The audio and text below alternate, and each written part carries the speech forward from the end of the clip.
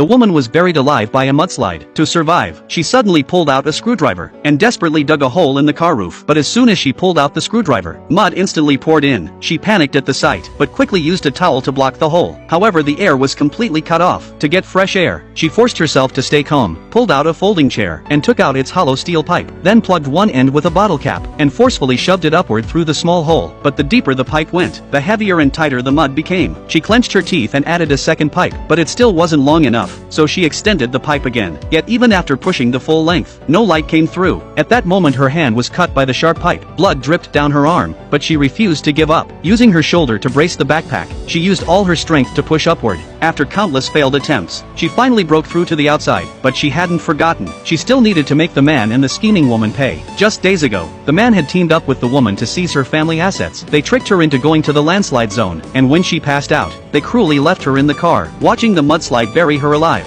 A long time later she finally woke up, and saw thick layers of mud outside. The sunroof was crushed, muddy water kept seeping in. She frantically bit off tape to seal the cracks, then used an umbrella to prop up the glass, barely stabilizing the situation. But before she could rest, she realized the danger wasn't over. She started banging on the windows, and screamed for help, but no one answered. In the extreme tension, she had no water, and her phone had no signal, but she refused to die. She had to survive to make them pay.